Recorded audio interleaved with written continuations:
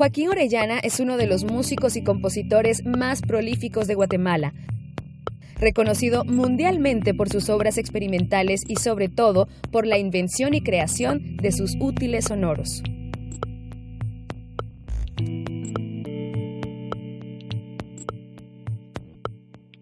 Bienvenidos a Consentido. Seguro lo primero que se preguntan es ¿en dónde están hoy?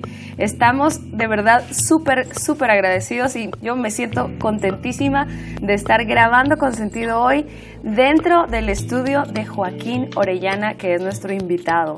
¿Cómo está, Joaquín? Aquí muy agradecido con la presencia de todos ustedes y por interesarse en mis cosas, también muy agradecido. Es para mí una responsabilidad, diría yo, como guatemalteco, conocer su nombre, conocer su trabajo y conocer su trayectoria. Pero vamos a empezar desde el inicio de esa trayectoria, esta conversación. Desde el inicio. Sí, cabal. Cuénteme de su infancia. Usted siempre fue muy musical. ¿Qué papel jugó su familia para que usted se interesara por la música o usted fue el primero que se lo inventó? Cuénteme un poco de su infancia y su adolescencia. Mire, ya dentro de un principio definitivo de la composición, lo que puede ser patria, yo principié siendo un compositor muy subjetivo. El paisaje ya en la preadolescencia, ¿verdad? Y estaba muy influido muy impresionado por los cuentos del misterio, de la Edad Media, del mundo oculto, las dos fuerzas opuestas de lo místico y lo demoníaco, aunque en realidad solo son la parte A y la parte B. Pero antes de eso, bueno, sí, no, y además hacemos un glissando.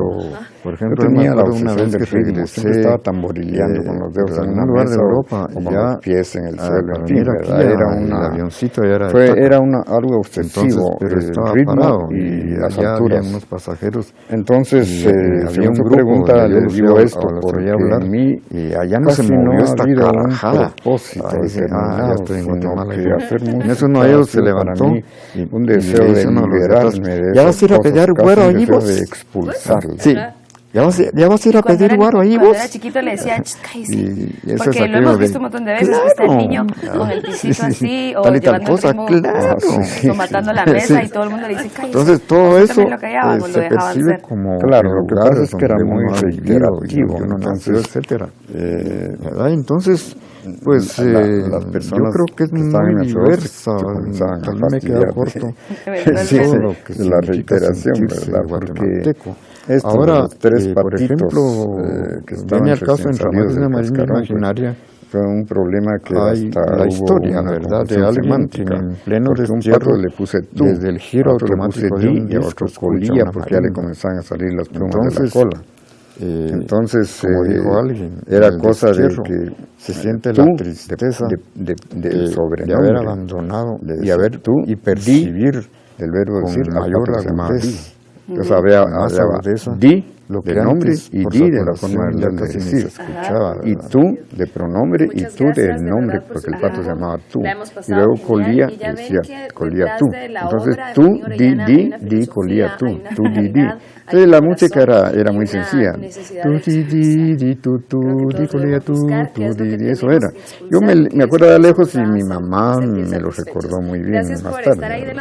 Cuando ya vieron que esa necesidad incesante suya del ritmo y de la música pues traía sus frutos. Sí, la verdad es que mucha atención no me prestaron tampoco, ¿verdad? ¿Y alguna vez pensó que se iba a dedicar a otra cosa? ¿O sus papás mismos dijeron, no, este de plano va a ser ingeniero civil o maestro? Lo que pasó fue que un tiempo, ya habiendo entrado un poco profesionalmente en la composición, estaba en la primaria de la música en el conservatorio. Lo que pasó fue que un tiempo me apasioné por la física y por la química. Y mi abuelo tenía una casa enfrente de la plaza que le pusieron mi nombre, una casa muy grande que daba para la avenida de San José y la otra avenida. Y había un altillo de madera y instalé mi laboratorio. Y allí hubo una cosa bastante insólita porque estaba fabricando ácido nítrico, ¿verdad?, mezclando el sulfúrico con el sulfato de potasio. Entonces la reacción fue traicionera, ¿verdad?, y hubo una explosión. y entonces casi volé al tío de mi abuelo. Entonces ahí dijo la ingeniería química, no. Me apasionaban los explosivos un tiempo, pero era más que todo buscar un resultado un poco soñador, hacia lo alquimista, ¿verdad? Teniendo el anhelo de llegar a ser el descubridor de un cuerpo extraño, en fin, ¿verdad? Que de alguna manera lo es, porque ha fabricado cuerpos que podríamos decir, eso es muy extraño, ha creado muchísimos instrumentos, ha fabricado, para mí sí, usted sí fabrica sonidos distintos que tal vez no rescatamos tan naturalmente en nuestro entorno, pero que usted los coloca ahí. ¿Todavía tiene esa necesidad de expulsar la misma que tenía cuando era niño? ¿Todavía Claro, la siente? Siempre, esa es una enfermedad que ya no se cura. ¡Qué bueno! Sí. Gracias al cielo. Sí, pues mire, en realidad fue eso, ¿verdad? Porque me interesaba el resultado de una mezcla explosiva, por ejemplo, pero las personas vieron algo peligroso y mi abuelo me dijo, vos vas a ser terrorista. Bueno, cuando mi música fue muy disonante un tiempo, pues causaba terror. O sea que sí fui terrorista. Pero de la música. Sí, Luis Díaz me dijo, que le contesto de la química y la física, y me dijo, bueno, paraste en una alquimia sonora. Exacto. Sí. Y sus conocimientos de física seguro que están súper aplicados. Yo pienso que sí, me ayudó bastante. ¿Y cómo fue su pasado por el Conservatorio Nacional de Música? Yo estuve ya formalmente estuve formado en el sentido clásico de lo bello, aunque parezca mentira, ¿verdad? Con el profesor Franz Sipich, era un alemán que tenía mucho tiempo de estar en Guatemala, era de toda esa gente que vino de la posguerra, de la Segunda Guerra Mundial. Él era un profesor muy riguroso y él nunca supo que yo componía, porque él decía que primero la teoría y después la composición, lo cual no es posible, porque la creatividad se manifiesta sola, sea el grado de conocimiento o de grado técnico que se tenga. Y entonces las cosas se van haciendo paralelas al aprendizaje. Exactamente. Sí, porque bajo esa luz, entonces diríamos que un niño de 3 años es incapaz de crear algo. Claro, no se le podría reprimir y decirle no hasta que estudies música. Ajá. Sí. Bueno, pues eso es lo que ocurrió. Después ya un compositor en cierta formación, con formación técnica y conocimiento, pues ya empecé a desplazarme para buscar una expresión propia, en un lenguaje propio. Y luego el haber ganado la beca en Buenos Aires, en el Centro Latinoamericano de Altos Estudios Musicales del Instituto Torcuato Di Tella, pues ahí ingresé a la vanguardia de ese tiempo, ¿verdad? De 1968, 67, 68. Y que fue precisamente la experimentación que empezó a tener con la música electromagnética y a esos experimentos lo que lo llevó a Argentina. Nos vamos a quedar aquí, vamos con la primera pausa. Imagínense todas las historias y todas las anécdotas y todo el conocimiento que podemos aprender hoy de Joaquín Orellana, nuestro consentido. No se mueva. Antes de la pausa comentábamos que Joaquín Orellana, después de estudiar en el Conservatorio Nacional de Música de Guatemala, se fue a Argentina y, según tengo entendido, mucho tuvo que ver una pieza que hizo para una coreografía. Ahí fue, digamos, el acercamiento, el primero, o corríjame si estoy equivocada, que empezó a utilizar sonidos y a hacer una composición bastante diferente de lo que teníamos acostumbrado en la mente de entender como una composición musical. Esto lo ayudó a irse a Argentina y allá terminó de abrir esa puerta. Claro, sí, sí, usted está en lo cierto. La obra que me hizo ganar la beca se llamó Ballet Contrastes. Y la coreografía esa vez la hizo Roberto Castañeda, y él fue el que me pidió la música para una idea coreográfica que él tenía muy diversa en aspectos escénicos, de movimiento. Entonces él tenía la idea de enfocar diferentes épocas de la evolución de la danza, y entonces para lograr eso yo hice un solo tema con unas 10 variantes. Entonces cada variante estaba acorde a cada aspecto evolutivo de la danza. En cada una de sus piezas, tanto en la composición como en los instrumentos, en los útiles sonoros, hay un conocimiento académico y una finalidad específica, ¿no? O sea, usted no dice, voy a juntar estos palitos a ver cómo suenan. Tiene ya una idea en la mente y una necesidad sonora.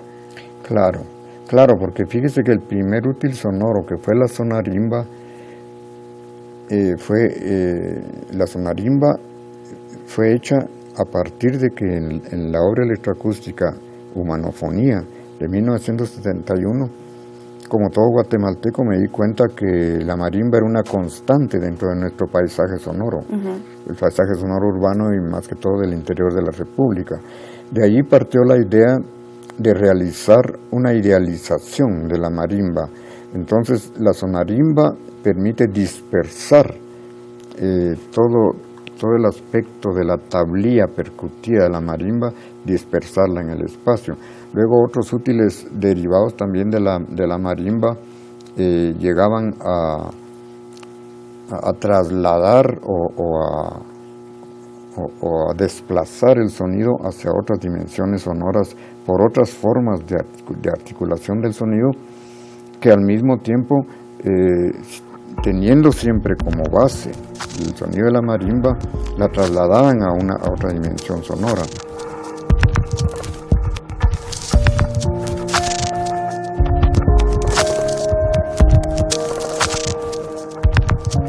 Cuando yo hago esa estilización, esa idealización de la marimba, busco un útil sonoro para eso, la sonarimba, las cimbalunas, la sondaim, etc. O sea que no fue, como usted me dijo, que algunas personas pueden chocar dos conchitas en una playa y parecerles bonito, pero eso es una curiosidad propiamente auditiva, mientras que crear un útil sonoro partiendo de un idealismo estético, por ejemplo, o de situarse en Latinoamérica y sus fuentes sonoras, entonces ya no es solo la curiosidad a nivel auditivo, sino que ya está operando la mente auditiva. El oído es solo un órgano que percibe sonidos. Donde opera la estética de la música es en la mente auditiva. Entonces, de ahí partieron todas estas cosas que están aquí. ¿Y por qué se llaman útiles sonoros y no instrumentos musicales? Yo prefiero llamarles útiles sonoros porque se agotan rápido en sí mismos. No tienen la versatilidad de una flauta, que es resultado de una evolución que un luthier le agregaba a esto, le perfeccionaban alguna deficiencia, le agregaban otra llave. El violín, por ejemplo, que viene del laúd, al principio el arco, así se llama porque era un puro arco, y todos hemos visto a los angelitos del Renacimiento tocando sus violines con ese arco. Ahora el arco actual funciona mucho mejor y ya no es un arco, y tiene un arco muy leve a la inversa. Entonces, ¿por qué fue esto? Porque se llaman útiles sonoros. Sí. Entonces, los instrumentos tradicionales tienen una larga historia de evolución de su mecánica, porque, por ejemplo, en tiempos de Beethoven, él usó los cornos sin pistones. Después los cornos a pistones tenían algunas deficiencias y les agregaron una llave, alguna cosa, lo mismo que los trombones. Entonces, eso le da a los instrumentos una versatilidad muy grande, mientras que un útil sonoro puede ser eso que decíamos, dos conchitas que se pueden frotar y que alguien las encontró en una playa, o un caparazón, o soplar un caracol, por ejemplo. Y ahora, los útiles sonoros pueden ser también un poco más sofisticados, pero se agotan, como le digo, muy rápido en sí mismos. Entonces, para componer para útil sonoro hay que componer de modo diferente, un poco a lo prestidigitador. Cuando algo ya es muy notorio se parte a otro, precisamente porque se agotan rápido en sí mismos. Este argumento sirve también para indicar que no fueron hechos para tocar piezas, sino que están dentro del color del sonido, dentro de la textura sonora, y sin abandonar todo lo que significa su fundamento, que es un ideal, y por otro, algo ideológico cuando los he mezclado con los coros o bien con otros instrumentos tradicionales. Al estar mezclados o paralelos, digamos, con instrumentos tradicionales, entonces se forma un sincretismo. Totalmente. De instrumentos de una larga tradición con útiles sonoros. Y cuando uno cuando uno tiene el privilegio de ver una obra suya, si no lo han hecho, busquen hacerlo. Es realmente un despertar cuando de pronto aparece un sonido al que el oído no está acostumbrado, o que ya la tradición ya nos despierta muchísimo. Hoy estamos conociendo a Joaquín Orellana, un gran músico, un gran intelectual y un gran filósofo de Guatemala. No se muevan, que ya regresamos. Hoy en Consentido estamos de manteles largos, y no porque sea nuestro cumpleaños, sino porque estamos muy satisfechos, muy contentos, muy halagados de tener a Joaquín Orellana con nosotros. Durante una época usted formó parte del cuarteto Remembranza. Ah, sí. Y ahí interpretaba música de cámara. Sí, lo que pasa es que fundamos el cuarteto Remembranza con el propósito de estilizar música guatemalteca, la regional, digamos, ¿verdad? Y entonces pues yo me di a la tarea de hacer algunas versiones, no digamos arreglos en el sentido común, porque hay muchos arreglistas, ¿verdad?, que medio arreglan o hacen arreglos muy sencillos, y yo me preocupé por hacer versiones muy, muy especiales. En el caso de compositores del pasado que tenían una técnica un poco pobre, pero tenían un filón melódico.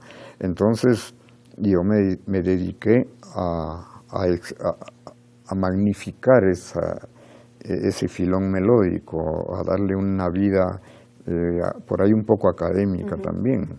¿Cómo se siente usted de ser la única persona en crear útiles sonoros y en experimentar de esa manera tan atrevida y como con tanta fe, pues? ¿Por qué pasa eso? ¿Cómo se siente? ¿Se siente contento de ser el único o se siente triste? Cuando yo empecé con la monofonía electroacústica y orquestal en 1971, esa obra fue detractada. Incluso fue detractada por una de las personas que dirigió la Dirección General de Bellas Artes, porque fue muy de golpe.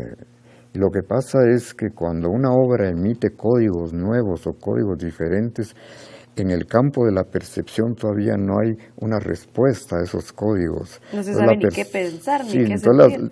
Hay un desconcierto proveniente del concierto. Entonces,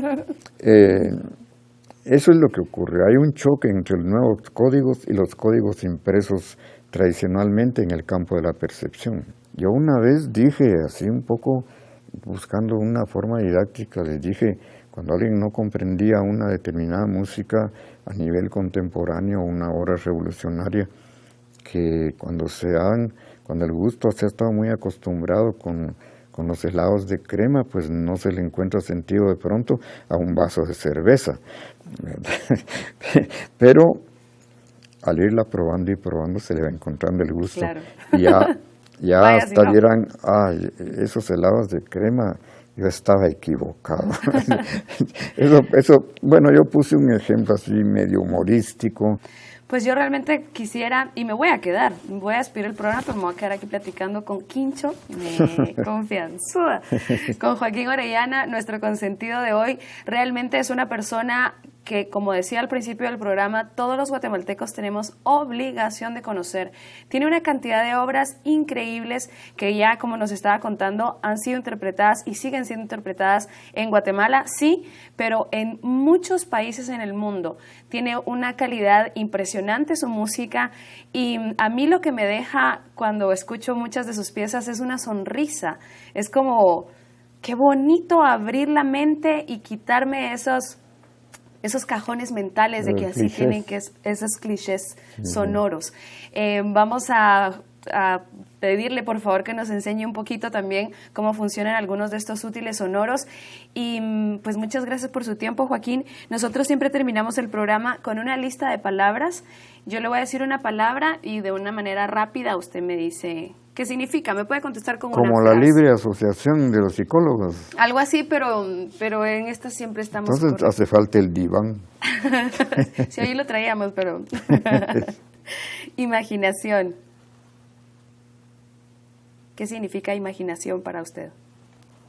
Un vuelo de la mente a través de lo no normal, como un vuelo liberado de las ataduras de las normas. Guatemala. El país de los absurdos, decía hace poco en un titular de la Prensa Libre. Bueno, pues mire, yo considero Guatemala como una patria muy particular, ¿verdad? Porque sus tradiciones, su música criolla, sus platillos típicos, el hecho de entrar a un pueblo en fiesta y observar un zaguán abierto, que de inmediato se percibe de su fondo una marimba, y al entrar el pino machacado nos ofrece un aroma de frescura y de dicha, y ese zaguán es como una gran puerta abierta a la fiesta eterna. Bueno, ya me estoy pasando. No, está hermoso, está hermoso. Y bueno, por otra parte, pues en lo pesimista, una persona me decía: vos estás aquí como un perro fino en un rancho miserable. Y otra persona me decía: esta es tierra de mendigos y de verdugos. En el sentido, lo que puede ser patria en lo sensorial, pues todo eso, el paisaje característico, los cielos, la especialidad del sabor de las cervezas. Y hasta la sonoridad, porque los acentos, hasta donde coloca la voz cada país es diferente. Sí. En Guatemala tenemos la voz como por aquí, ¿no? Es bastante aguda la colocación de nuestra voz. No, y además hacemos un glissando. Ajá. Por ejemplo, yo me acuerdo una vez que regresé de algún lugar de Europa, y ya para venir aquí el avioncito ya era de Taca. Entonces, pero estaba parado y allá había unos pasajeros y había un grupo donde yo los oía hablar, y allá no se movió esta carajada. Dice, ya estoy en Guatemala. En eso uno de ellos se levantó y le dice uno de los de atrás: ¿ya vas a ir a pedir guaro ahí vos? ¿Vos? Sí. Ajá. ¿Ya vas a ir a pedir guaro ahí vos? Y eso es aquello de: claro, sí, tal y tal cosa, claro. Ajá. Yo digo eso a cada rato. Entonces todo eso se percibe como el lugar donde uno ha vivido y donde uno nació, etcétera, ¿verdad? Entonces, pues yo creo que es muy diversa. Tal vez me he quedado corto en todo lo que significa sentirse guatemalteco. Ahora, por ejemplo, viene al caso en Ramajes Marina Imaginaria, hay la historia, ¿verdad?, de alguien que en pleno destierro, desde el giro automático de un disco, escucha una marimba. Entonces, como dijo alguien, en el destierro se siente la tristeza de haber abandonado y percibir con mayor agudez, ¿verdad?, con más agudeza, lo que antes por saturación ya casi ni se escuchaba. Se daba por concedido. Pues muchas gracias de verdad por su tiempo, la hemos pasado genial, y ya ven que detrás de la obra de Joaquín Orellana hay una filosofía, hay una finalidad, hay un corazón y una necesidad de expulsar. Creo que todos debemos buscar qué es lo que tenemos que expulsar, porque eso nos va a hacer sentir satisfechos. Gracias por estar ahí del otro lado. Comenten el programa usando el hashtag Consentido1850. Soy Beatriz del Cid.